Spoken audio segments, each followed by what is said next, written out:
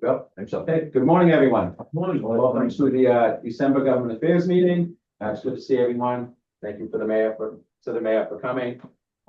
Before we get started, we'll just go around the room, introduce ourselves, these cases that we don't see every month here. My name is Rick Savage. I'm chairing Government Affairs Committee, along with my co-chair, Lynn, who's up on Zoom. And I know Rick's out of course in here. Morning, everyone. I'm Mike Monahan. I work with Mass Civic. I'm Nico, partners Mass Civic. You can meet everybody, see everyone. Hi, Jim McDonald in Public Schools Innovations Grant Department. I did a presentation last month about connecting students with the chamber. Pleasure. Max Bevel, honored to be here. I work at Mindful Negotiating. I'm on the advisory board of the county. Morning, everyone. Daniel Smith, Senior Director of Policy and Intergovernmental Affairs for the mayor. Morning, Jim Cottle, I'm the Executive Director of EDIT for the city of Lynn. Morning, new member of the chamber, John Hatch, with full coordinating service. David Surface Safety's Credit Union, also the chairman of the Government Affairs Committee for the Massachusetts Credit Unions, and New Hampshire, Rhode Island, and so on and so forth. John Kingston, Business Development Consultant. Hi, Dr. Judy Joseph, an independent producer of 100 television shows on higher education and an educator at Salem State University. I'm on the Secretary Director here for all Lynn.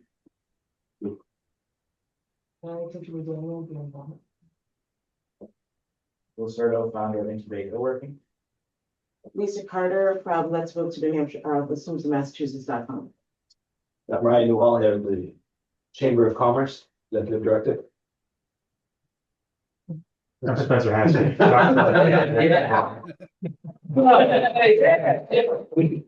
Okay, and welcome those on Zoom with us this morning. First, I'd like to congratulate the mayor on his re-election. I guess what makes well, summer of an election year more fun is to be unopposed. And to wish him a happy birthday as he just turned 40 years old. Those of us that remember.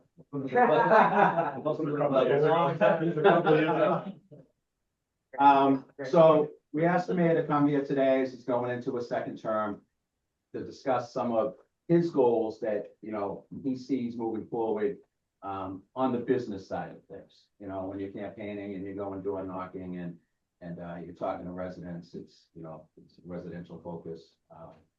But the business community in Lynn employs a lot of people. Would like to see it employ more people and to grow that commercial tax base.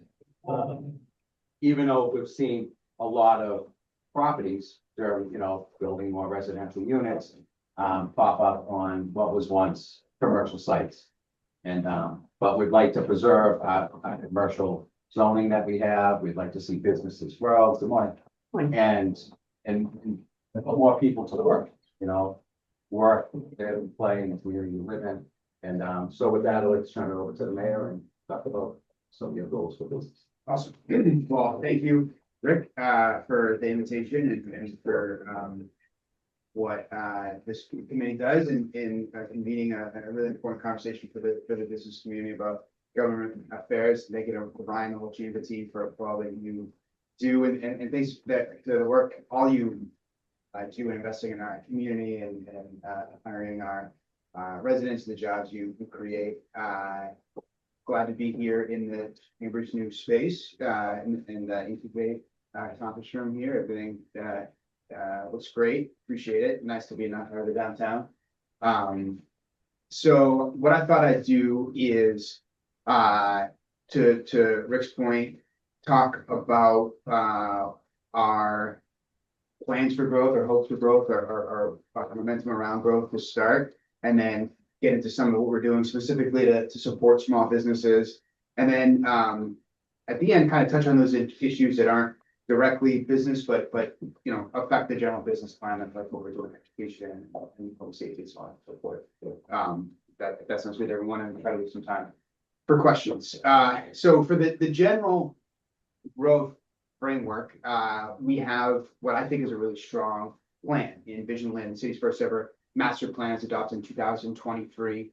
And you know, that's the framework. That's what we have in place. That's what we're working. The product of a lot of hard work and community input, business input. And you know, one of the first things we did when I started and working with Jim and you were part of that as well when we first started, is creating a development team and looking to streamline the process of receiving projects, giving feedback, giving consistent feedback, which is an advantage for the proponent, for the developer, because they get their answers much quicker. And it has a development benefit for the city too, because now we have some consistency. Even though there's different ways of getting at certain products, depending on what kind of product they are, we're able to make sure that all our city departments are getting the appropriate feedback early in the process, which it ultimately speeds things along. So that's been going well. And then as a follow-on to Vision Lynn, the master plan, the city just rewrote its entire zoning ordinance for the first time really since it was written. I mean, it's been amended, of course, but we really sort of started from scratch to make the zoning ordinance more consistent with make the zoning ordinance consistent with Vision Lynn. Like I said, that's the plan, which also should have the benefit of streamlining the process to reduce the need for variances by saying, this is what we want as a community, and if this is what you're going to propose, then you're set. You know, you can move forward. And Rick, to your point, that includes sort of reinforcing something we did a couple years ago, which was to really take some of those parcels that we know should be industrial, commercial, and keep them industrial. We need the housing, so we and I'll talk about this later. We're encouraging growth in housing. But we have lots of opportunities for that, and only a certain number of parcels that are really a strong fit for the industrial commercial. And so that's something we codified in the zoning ordinance.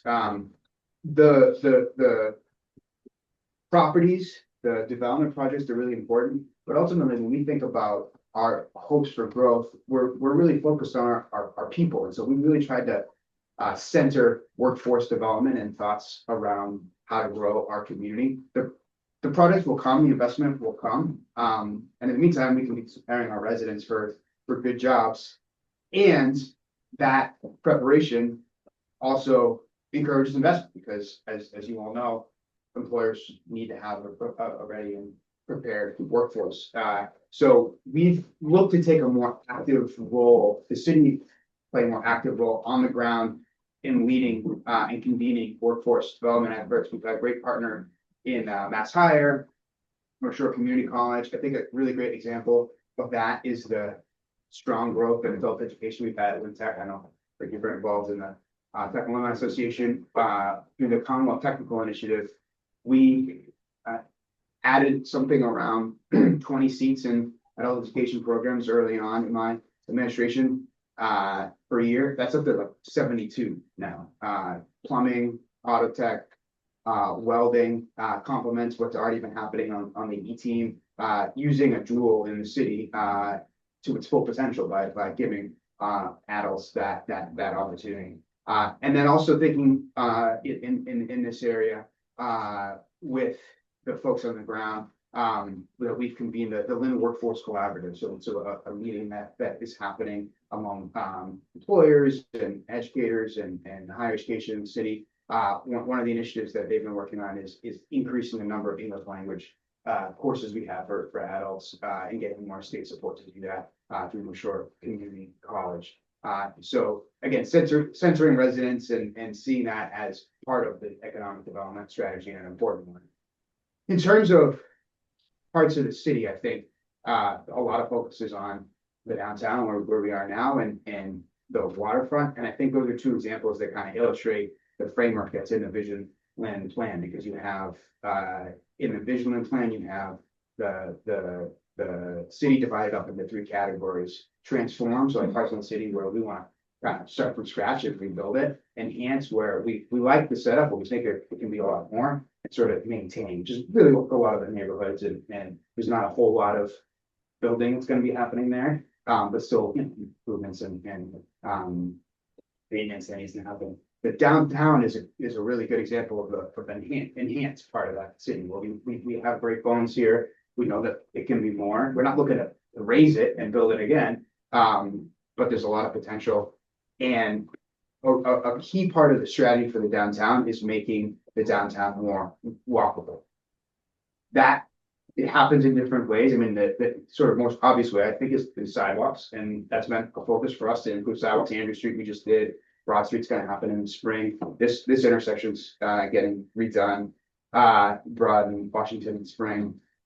Market Street is getting rebuilt, as you all know. And we're starting to see results in from that groundwork on Market Street. There's a project that's going to break ground in the spring. The demolition's already started at 144 Market Street, the old Dragon Inn. It's gonna be 35 units, affordable ownership units. So condos, yeah, which we're really excited about. I think it's our first, or one of the first private affordable ownership projects, which is something the state has been pushing, so it's getting a lot of state funding. Using a little bit of CDL hand funding to leverage a pretty significant state investment that we think is a really important opportunity to get some of our residents an opportunity to build wealth and invest in the community. That'll be ground floor, retail, commercial, like the rest of the downtown. Across the street, Rixmore, who owns the shopping fair plaza, is planning to build an out parcel at the corner there of State and Market. An out parcel is when you have like a parking lot that you build retail that's not connected to the rest of the building on the site. So it's going to be on the corner of the parking lot there, facing Market Street.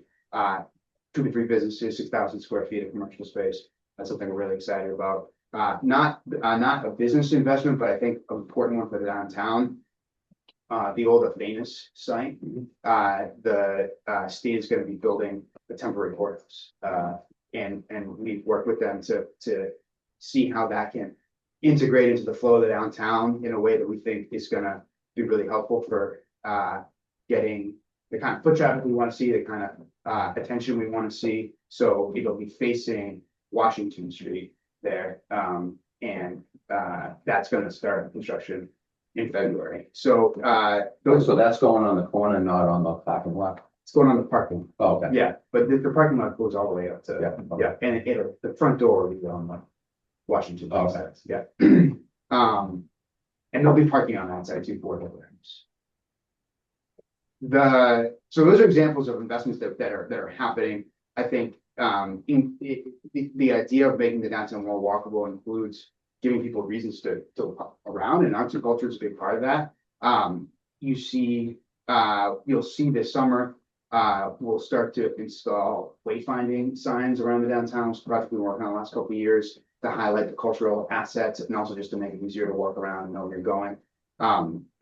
We got a grant working with Raw Arts to do an asphalt art initiative over here in Central Square this summer, which will be, I think, a great project for the Raw Arts kids and also make another reason to visit Central Square. And then the spring, talking about arts and culture, an incredible cultural institution that we have in the city, the Grand Irving Other Public Building.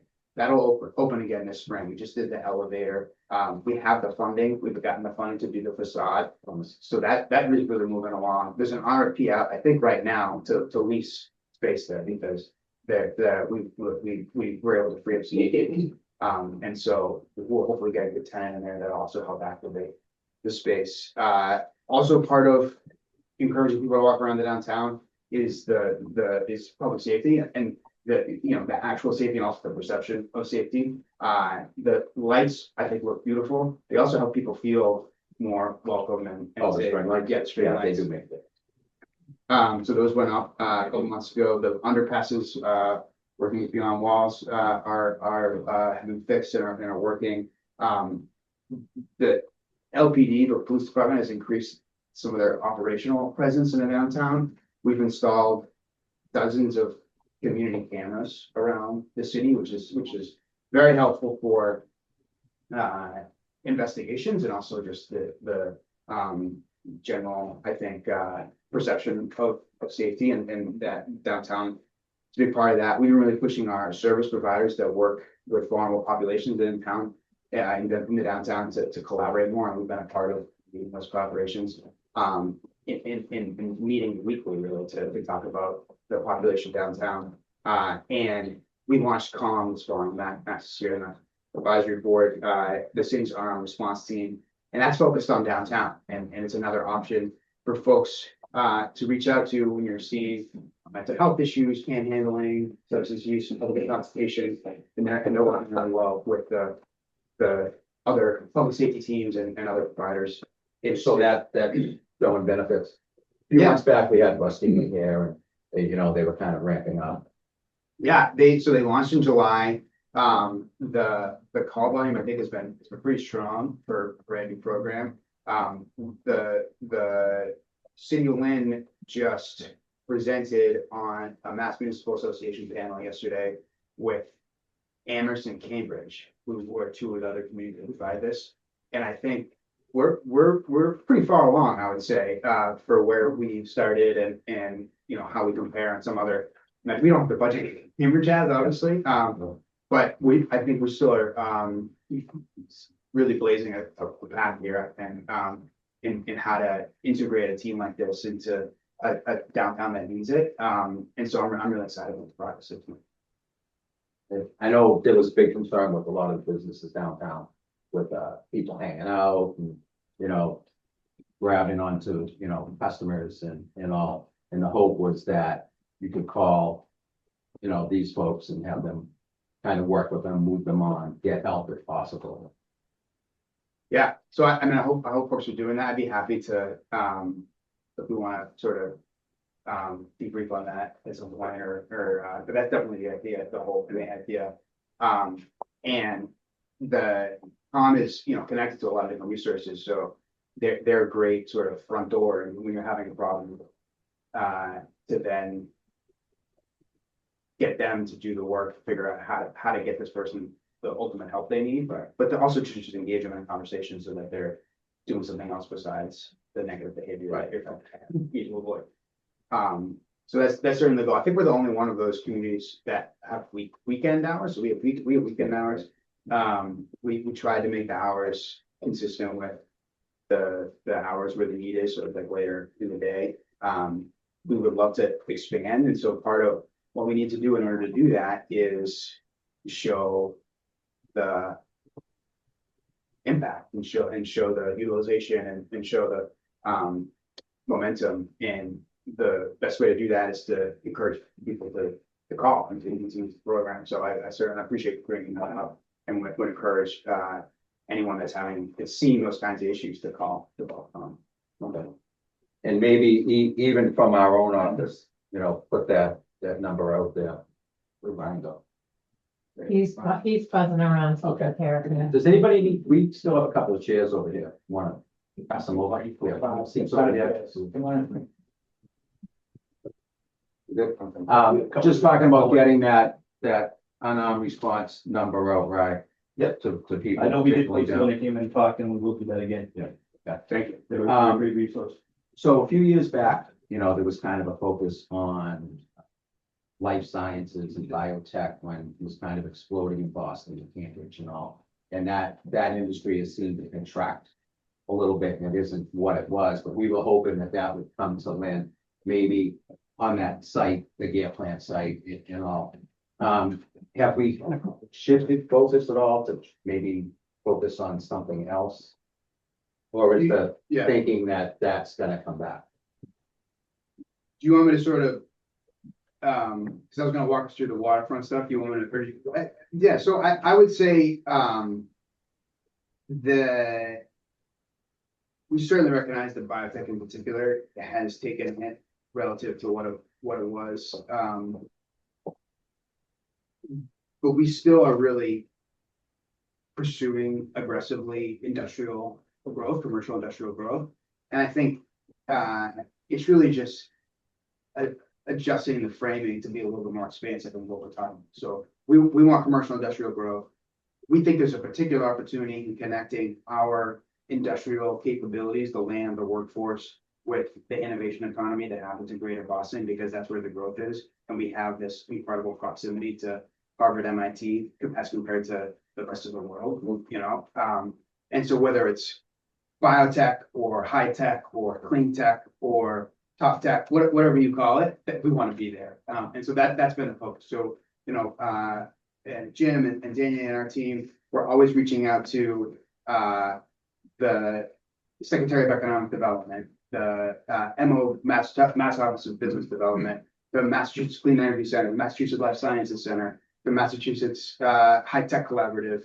They all know us because we're always knocking on the door and saying, the companies you work with in these universities, they need to make whatever they're doing. And yeah, they can make it in China or North Carolina, but if they want to be able to pop over in 45 minutes and see what it looks like, they should make it here.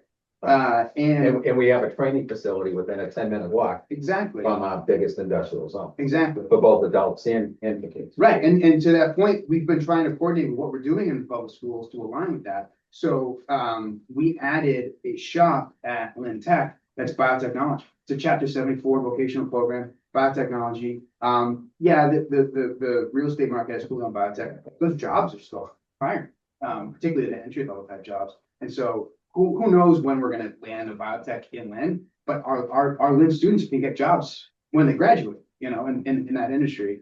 And they absolutely see tech as a asset there. In addition to biotech, as you know, we have the machine shop, which has received a strong investment. We've been really trying to forge a relationship or improve our relationship with GE Aerospace as an example. We've gotten them to write letters and so on and so forth to say, Lynn's a great place to make things and it was a great workforce, and we have a great partnership with them. We work with the tech. And so I think we're constantly making that pitch. The from both a workforce development perspective and like a real estate economic development perspective. Okay, I didn't mean to take you off track with that. No, it's fine. It'll no longer make sense as seamlessly as I'm sure it was before.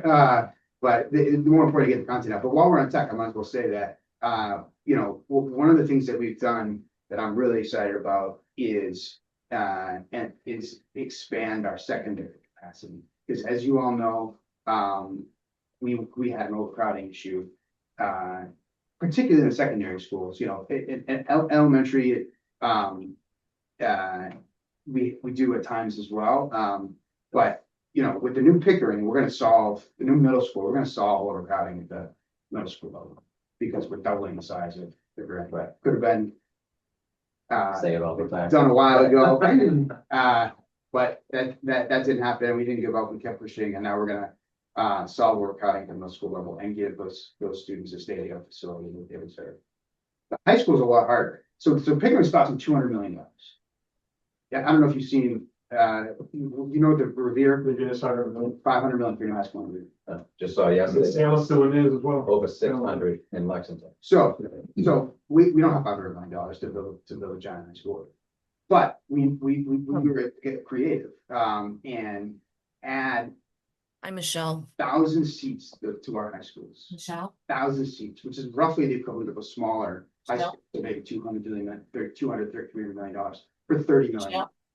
By buying the bank, Michelle, can you hear me? for moving the alternative. Hi, can you hear me? Perfecto into the bank. Yeah.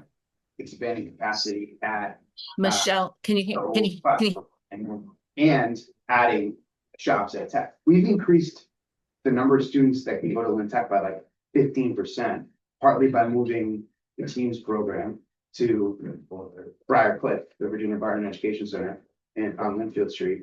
And that opened up a bunch of space at Lynn Tech, and we've added shops in biotechnology and construction craft laborers to try to make sure that our students are able to participate in the growth department, whether it's biotech, whether it's on the real estate development we're talking about.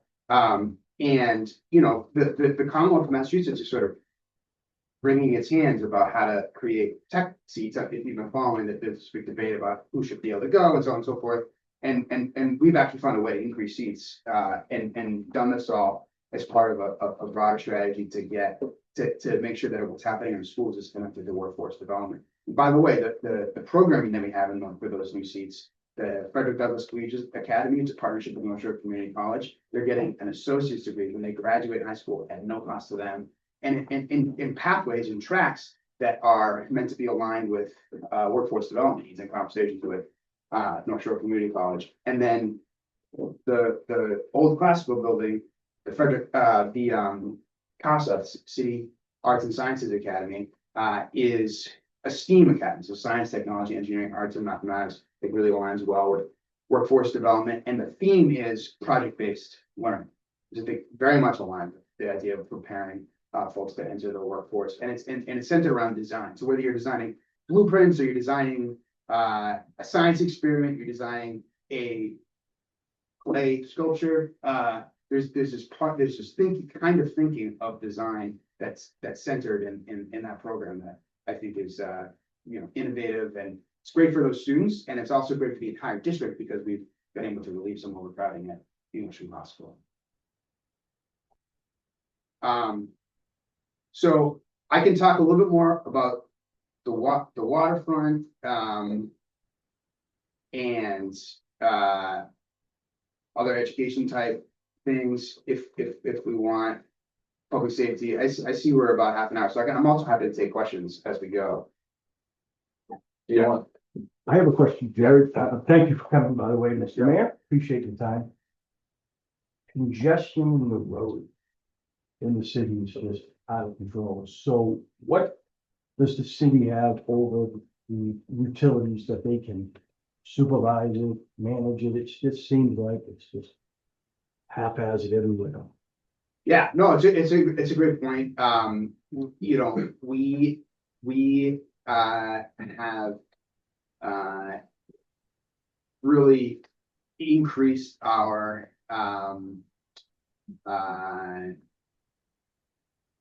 oversight of the projects with the utilities. We hired Rich Benevento, who was previously at Time Bond and World Tech before that, who has a lot of experience with these kind of projects and built some relationships. He's the actual contractor, right? No, he's now a TPW employee. And he's now, we hired him over the summer. He's now representing the city in those negotiations with the utilities. And I think we're starting to see some better results and some better responsiveness from the utilities.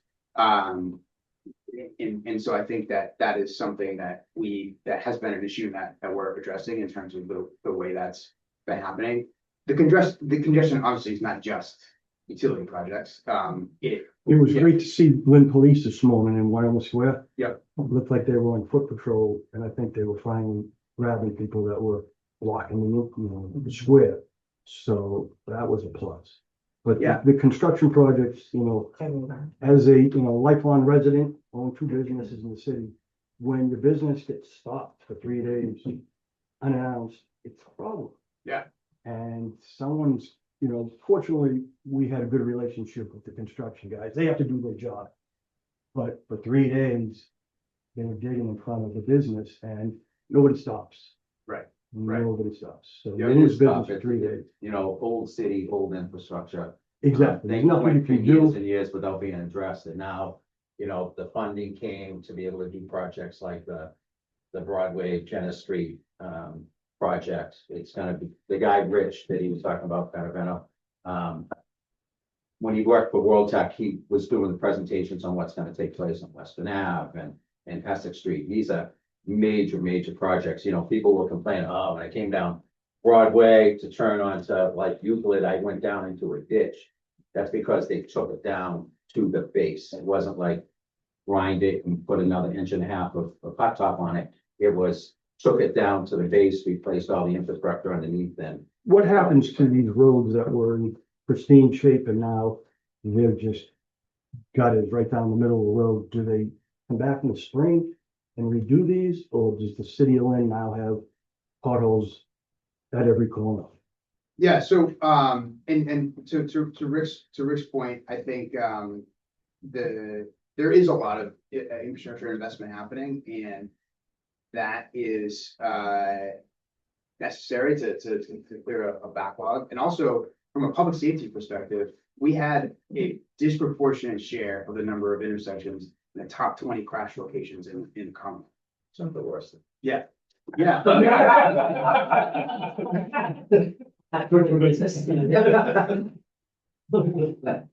Conflicts of interest aside, you would agree that is a problem.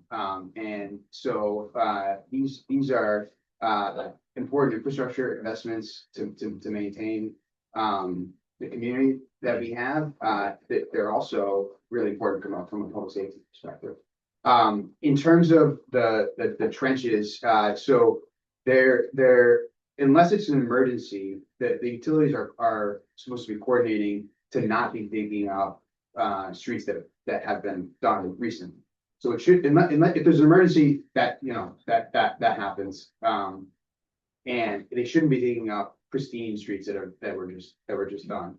And then they are supposed to be, a lot of these will be finished in the spring. They'll redo the curb to curb paving in the spring. Broadway is an example. So that, you know, there's a big trench running down Broadway.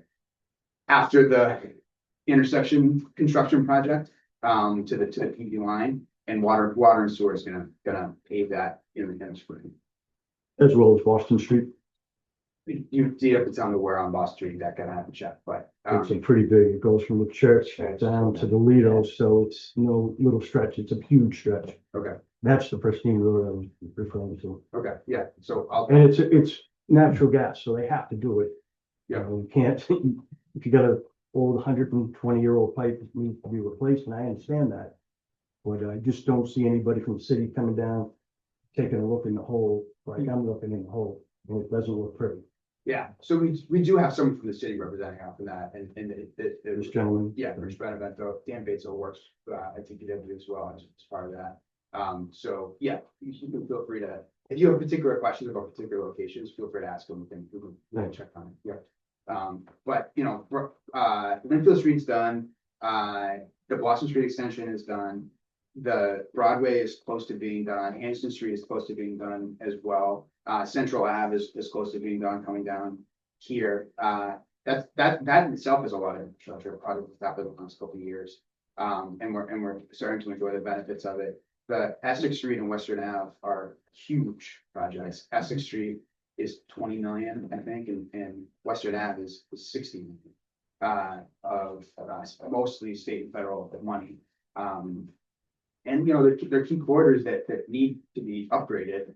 I will say that as part of the back and forth that we have had with the state on these projects, we have been able to get them to make some changes to their design, I think, be more consistent with those roadways and the needs of our community. So Essex Street is very narrow, as you know, and so it's not going to be the same kind of bike lane that you see in the wider roads, which will help us keep parking and be more consistent with that neighborhood. On Western Ave, it's a very wide roadway, but working with them, they've agreed to do basically what they call a shared use path on one of the sides, but that's elevated, so it's on the other side of the curve. So essentially, what you have is an extra long sidewalk. So the roadway itself stays the same. And then you have an extra long sidewalk that's both for bikes and pedestrians, but that's up out of the way of the vehicle traffic, which we think is going to be good for that. Good. Is there a timeline on those two projects? Yeah, 2007, 2028 for Essex Street to start, and then 28, 29 for Western Ave. But it's still early to know exactly, I think. But that's the projection. Yeah, we first started posting meetings on Western Ave, I think, and Essex Street. Yeah, we've been doing 17, 18. right, and we're trying to, you know, keep everyone informed or whatever, but it's just, you know, it's a big project that we want to get right. And honestly, as long as the state and federal government are getting what they need to from us, it's probably not the worst thing that they're not doing it right now, considering everything else that we have going on. So you know, we don't want to lose any opportunity, but we also want to make sure we get it. But Any other questions for the mayor? I have a couple of Um, question and comments. 1 second, Glenn. Yeah, with the vision, Lynn, do you see the in-migration coming from within the state? Do you see that think that's gonna spur people, more people to move from out of state or in-state? And then how, you mentioned, I know you're gonna probably get to residential housing.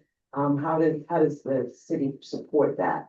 If all of the things that you're talking about are developed, that will, you see that in-migration coming from within the state of Massachusetts or out of staters? Yeah, it's a great question. It's hard to answer and know to project. I mean, we run into this a lot when we're talking about our school population. Like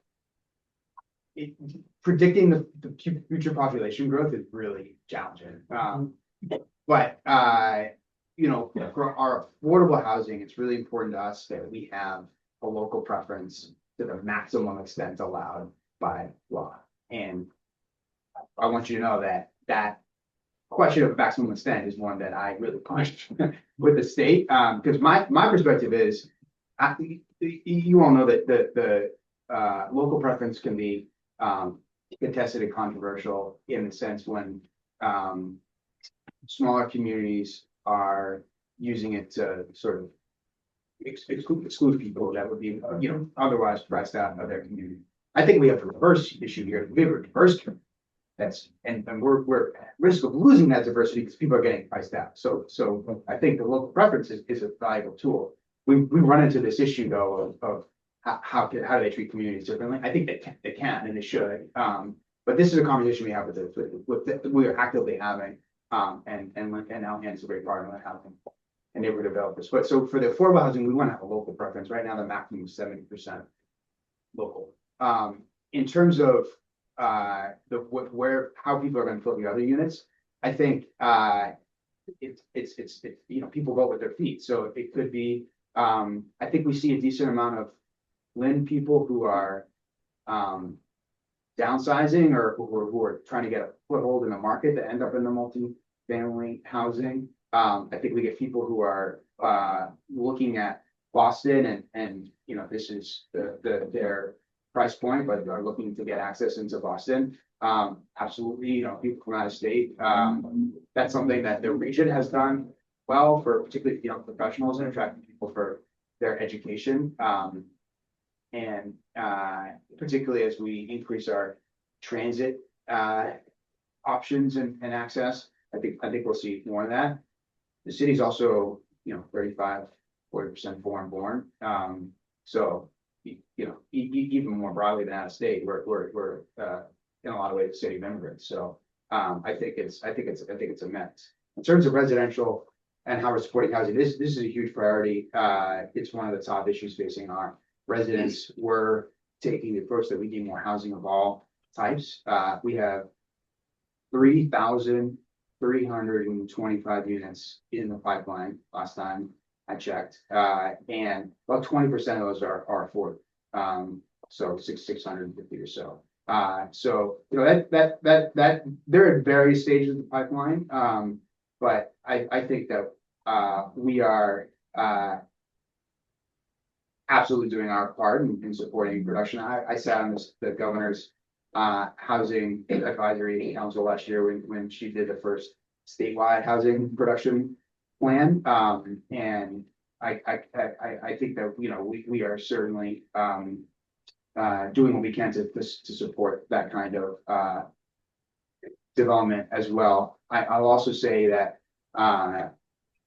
we recently updated our inclusionary zoning policy. That's something that we adopted in 2022 to make sure that we're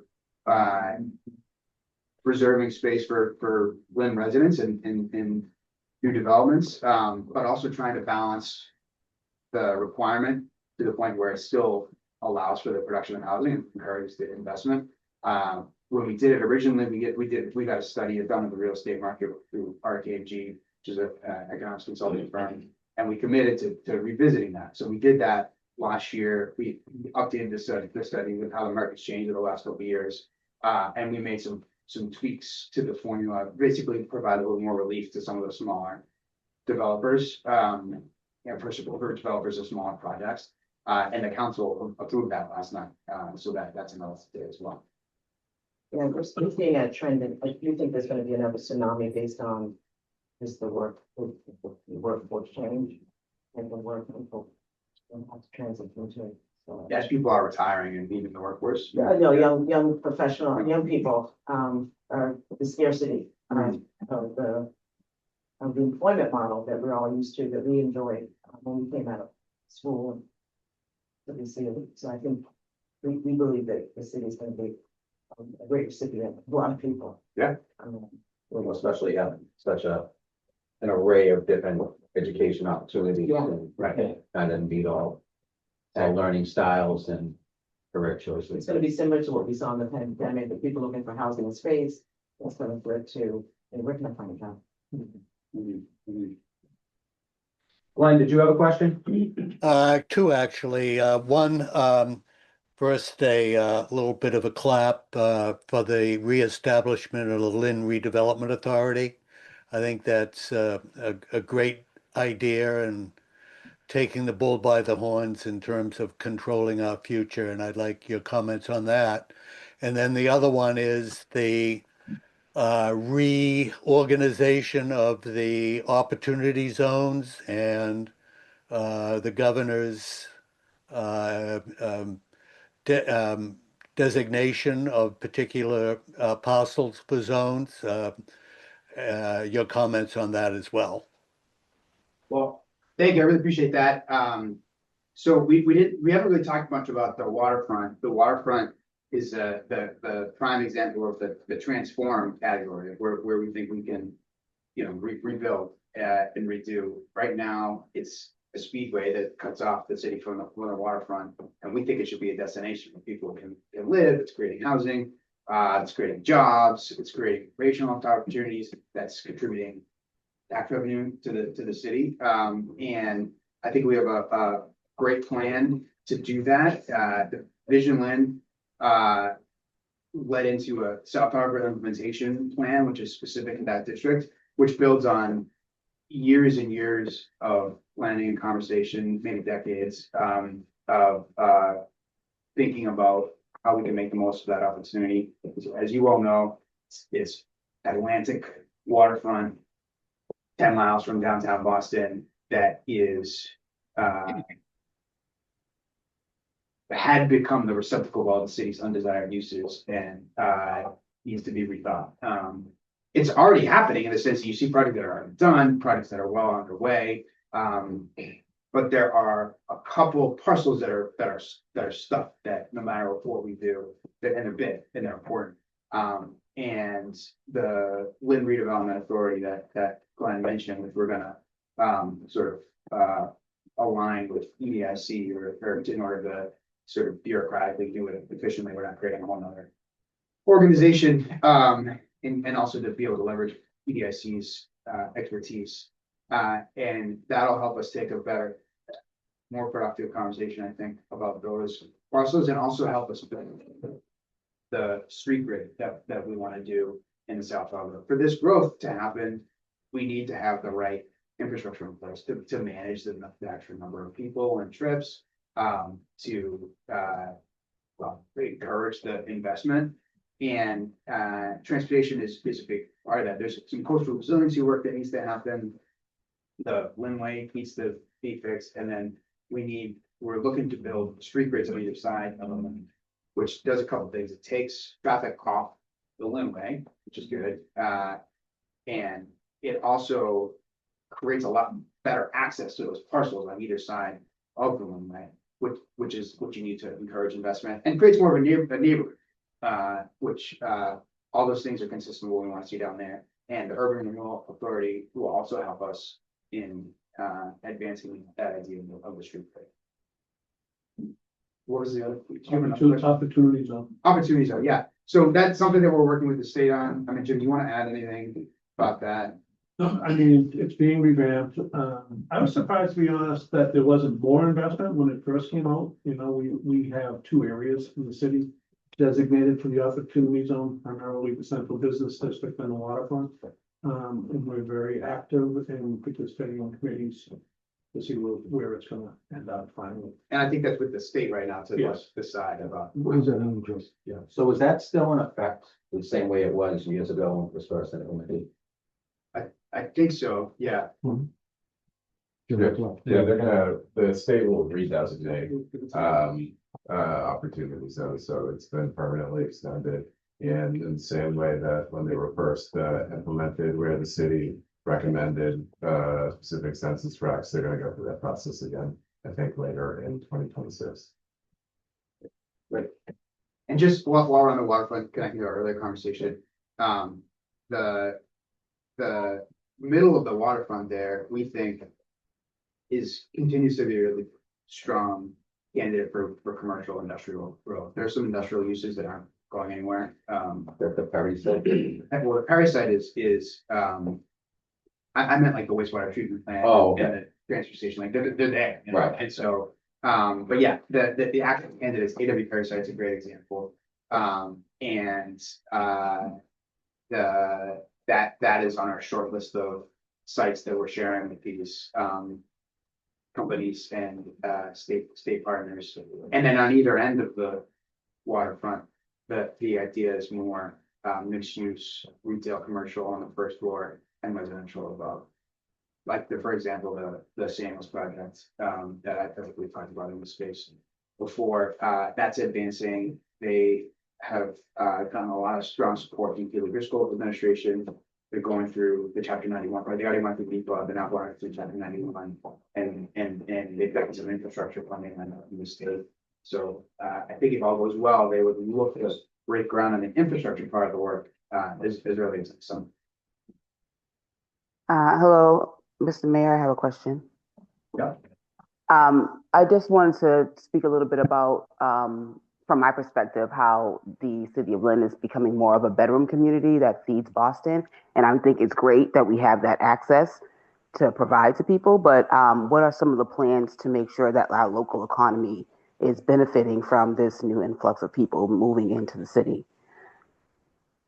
Well, I think the focus is absolutely been on supporting Lynn residents and Lynn businesses and creating opportunities for them. That's why we have the local preference in the affordable housing, but it's also why we really think about small business as a important strategy for growth. Because if all this growth is supporting small local businesses, then we know we're supporting the people who are here now and building us the opportunity to begin with. So we, it's small, but we provide a little bit of tax relief by increasing the personal property exemption from 5,000 to 10,000. EDIC does a lot of work with local businesses. I think done 25 loans in the last few years. Last year and a half, we did 25. Last year and a half. We have the storefront improvement programs with community development, and then through the transformative development initiative, the TEI fellow. With mass development has done storefronts on Union Street. We support Northeast Legal Aid in providing free legal, transactional legal help to local businesses and doing small business type seminars. EDIC worked with North Shore Latino Business Association to do an entrepreneurial education program. E4All is a great example and a partner supporting local entrepreneurs, because, you know, including local entrepreneurs in these economic development type conversations help make sure that the benefit is local. I'd also say that what I was mentioned earlier about how important workforce development is to all this in education. If we are preparing our residents to step into the jobs that we're attracting, then we are making sure that the people that we're meant to serve are included and benefiting from this investment. And so that's a big reason why I think that the educational improvements in the workforce development is so critical when we're thinking about economic development, because it helps us make sure that it's inclusive. Yeah, I was talking more about patronage. I think it's great that there are resources for businesses like loans and E4All and things for them to develop and grow as far as their company models go. But I'm talking about actual people coming into their business was my thing. And then my second question is again about lighting. You mentioned making downtown walkable, and I do think that finding a way to improve the See Click Fix website so that people can report out streetlights that are out and things like that would improve walkability downtown as far as lighting goes. Those are my two things. Yeah, so in terms of attracting people to their businesses, you know, I think the kind of, you know, the part of the idea of walkability is that you're getting more foot traffic, you're getting more people, and that helps support our downtown businesses. All these transportation investments that we're talking about that help people get around the city, both in the infrastructure and also in the transit, are helping people get to businesses, helping customers find their way, helping people get to work. And those are really important steps. The downtown arts and cultural district, a big part of trying to attract people to take advantage of the cultural assets we have is just to get people in the city. And then creates opportunities to patronize local businesses. You know, the auditorium is a great example of that. The auditorium has consistently shown growth in the number of the shows, the types of shows, diversity of shows, and you can see the impact that has in the downtown when you go out to eat. You know, to set it in there. Yeah, exactly. You got to think about it. Is there a show tonight? What time should I go? And that's, I think, incredibly valuable. And then your second question was about C-Click Fix, just how that important, the importance of that. Yes, it was about the app. I've tried to report lights being out, street lights being out downtown and around the Lynn Tech area, and it sent me to an error message. So I just thought that I'd bring that to your attention that that's a glitch that needs to be improved in the app. Yeah, no, I appreciate it. I think that, and we, absolutely something that we should fix. I think there was the company that was maintaining the streetlights had a separate reporting system and the integration was not working, but we're on it with that, so. Yes. Yeah. Thank you, Council. And I'd also like to recognize Councilor Nicole McLean on Zoom and Councilor Obed Matul, who's in the doorway over there. Thank you. Any other questions for the mayor? Rick, can I make a comment? Sure. So the mayor went down a list of projects and so forth. I just wanted to focus on the process, right? So he mentioned in his first comment, first statement about the development team. Prior to, the mayor's been here 4 years, prior to that, when a developer came into the city, they would meet with people like myself, they would meet with the mayor, they would meet with city council, individual meetings, you know. In fact, Samuel's a huge developer. They told us that when they go to Boston, minimum they have 7 separate meetings, right? And so the process that we now have in place that the mayor kind of touched upon, I just wanted to emphasize how it works. Is when a developer comes in, there is, and the mayor was adamant about this. He wanted the city council at the table. So there's the ward council, there's the mayor, and then there's planning, there's housing, there's economic development. So the developer is sitting there hearing from everybody, getting the feedback. They're not being bounced around. Samuels said it was the best process that they've ever had. And so I just wanted, I know that the mayor was, you know, going down those lists of successful projects. I just wanted to highlight the process. It's such a better, more efficient process that leads to better projects. So I just wanted to. Makes sense. I mean, what could be more frustrating than going into a meeting and then you go into the third meeting and they say, well, the guy in the first meeting said Absolutely. this. Before we leave, there's a few other things I want to mention, just they're really important. You can stay as long as you All want. right, well, I know you guys gotta all get to work, as do I suppose. But we didn't get to talk about transit much, and I just want to say this is a huge focus. The waterfront gives us an opportunity to become the regional hub for transit for the entire North Shore. And it's already starting to happen with the ferry, 40,000 trips last year. The electrification of commuter rail has to happen. That will allow us to have regional rail. That'll allow us to have near rapid transit with 10, 15-minute headways, so that you don't have to wait an hour to come back. And it'll be cleaner, quicker, quieter, more efficient.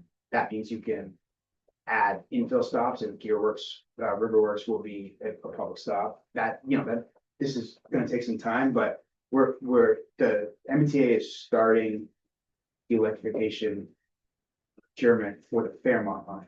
And our push is that we should be next. And so that's hopefully coming. The other thing I want to mention is, talk about the education. I just want to add, we've also made really amazing progress in pre-K. I think pre-K is a really important investment. The research on the returns is really obvious. It's tough because the state doesn't pay for pre-K, and so we got to be creative in ways to figure it out. Public schools have been a great partner. We've added 100, 150, 200 seats on, every year. Partly with creative use of old space, like the bank building, when I at Market Street, we moved administrative offices from Bennett Street to the bank building, the floor, and put 20 free-play platforms in the Bennett Street building.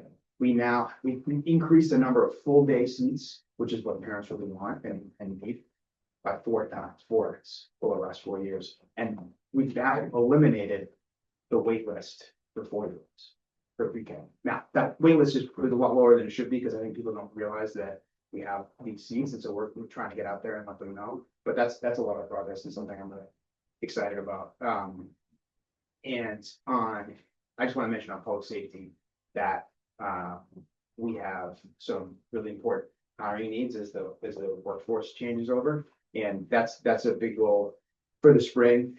We have plans in place to hire close to 2,000 police officers.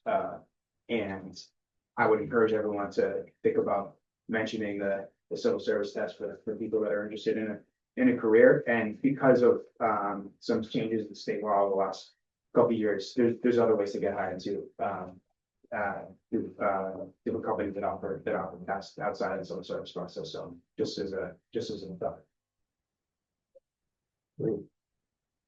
Yeah, even when you talk to some of the officers who are retiring, and they say, when I took my test down at Lynn English, the line is, wrapped around the sidewalk, and for people to come in and take that's happening, it's not happening. It's just a total thing. Well, Anything else you want to touch on? yeah, well, let me just say, thank you to the Greater Lynn Chamber of Commerce, to Rick, to Ryan, to all of you, for hosting me, and also for your partnership. I think we have some really incredible momentum here in the city of Lynn. With what I talked about, makes you feel the same way, or what you're seeing, more importantly, makes you feel the same way. And I think we have that momentum because we have a really strong team in place right now. And that includes the folks in the municipal government, our staff, the counselors, myself, our state delegation, but it also includes the business community. I think I really appreciate everyone's support as we are moving all this forward. I know how much you all care about downtown Lynn. You can see that by the fact that you're here, and excited to be moving forward with you all. And this in itself is a great spot. If you look at all the business cards that are out in the hallway here, they're all mostly young people looking to start businesses. And it's so expensive and all that you can come in and have common space to start up your business and then hopefully grow it into something bigger. So it's great that we have a space like this. So with that, Mayor, thank you very much. Appreciate the time. And I wish you all the luck in the world and never to start your second. Thank you so much. Thank you. Thanks, everyone. And we'll definitely have you back. Good. Along with Chad. And Merry Christmas.